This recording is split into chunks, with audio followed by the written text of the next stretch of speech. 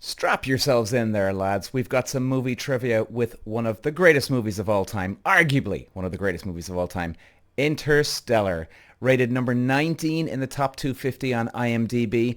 I think as a lot of people love this movie. I think you're going to find very few who don't like the movie. But if you haven't seen it, spoiler alerts probably coming up for you, so we don't want to ruin it. Come back eventually and watch this again. Here is the top 10 did you knows of this movie. This is very exciting. Peter. Wow.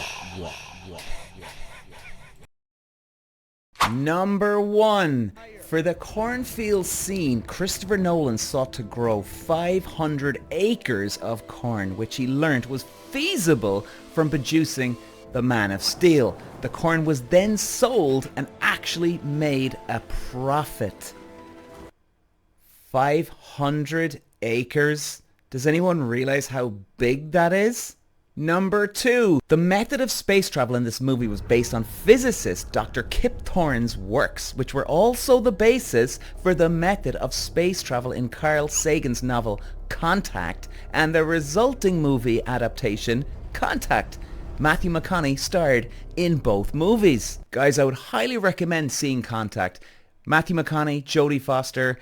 It's a bit of an oldie movie, but it's actually quite interesting. You'd get into it. I don't think anybody would actually turn this off. It's definitely an old good classic if you're into aliens, space travel, etc.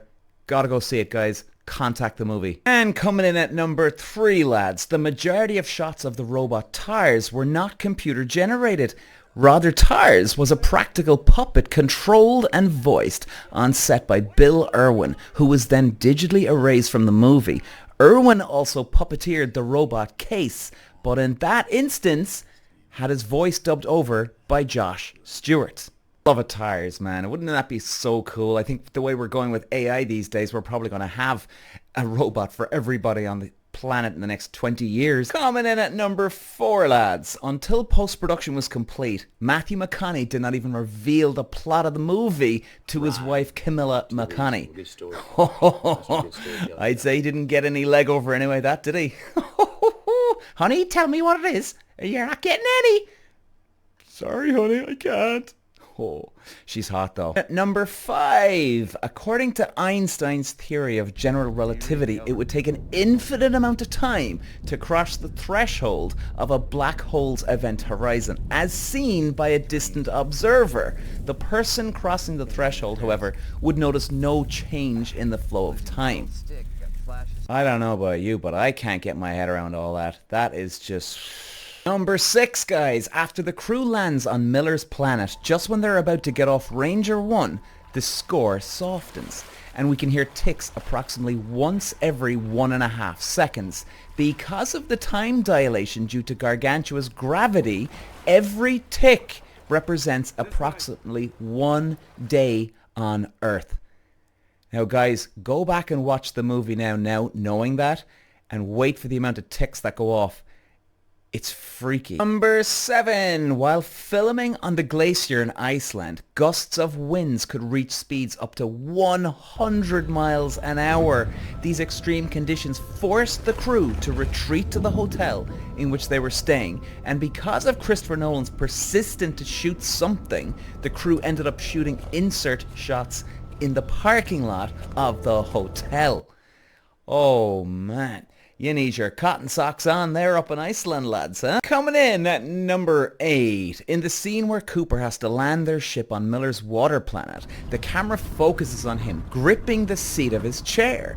This is a reference to a common aviation saying, fly by the seat of your pants. Before modern instruments, pilots relied on instinct and their senses to fly, such as sight, using landmarks to gauge altitude or distance.